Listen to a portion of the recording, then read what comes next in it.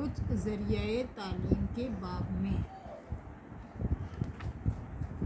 سوال نمبر 1، اردو زبان کی ترقی میں پہلے کن لوگوں نے حصہ لیا؟ اردو زبان کی ترقی میں سب سے پہلے صوفیاء کرام اور علماء کرام، یہ سب لکھنے کی ضرورت تھی، علماء کرام نے توجہ دی اور اسے بر صغیر میں تبلیغ دین کا ذریعہ بنایا اور پھر اپنی تعلیمات مریدوں کی تربیت اور تصنیف و تالیف میں بھی اختیار کیا۔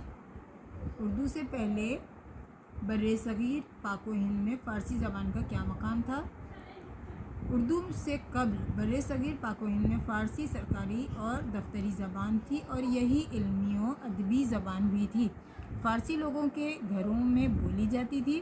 بعض لوگوں کی یہ مادری یا پدری زبان تھی، یعنی مادری مدر لینگویج یا مدر ٹنگ کہہ دیں، اور اتنی عام ہو گئی تھی کہ لوگ نہ صرف اس زبان میں شعر کہتے تھے بلکہ دیوان اور مجموعے تک مرتب کرتے تھے اور علمی و ادبی اور تاریخی کتابیں بھی لکھتے تھے۔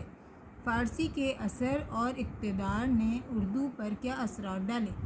فارسی کے اثر و اقتدار نے ایک عرصے تک اردو کی ترقی کو روکے رکھا اور ایک مدت تک یہ زبان صرف روزمرہ کے کاروبار اور معمولی کاموں کے لیے استعمال ہوتی رہی۔ اردو کے ذریعے تعلیم بنانے کے سلسلے میں ہمارے محبان قوم کا ایک طبقہ کیا کہتا ہے؟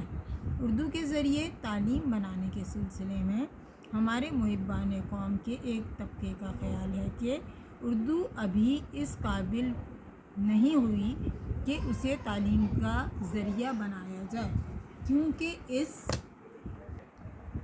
اس میں فنی اور علمی اصطلاحات کی کمی ہے اور اس میں سائنسی مضامین کو ادا کرنے کا اسلوب پیدا نہیں ہوا۔ اردو زبان اپنی کون سی خوبی کی بنا پر جدید علوم و فنون کی تدریس کا فریضہ بخوبی سر انجام دے سکتی ہے۔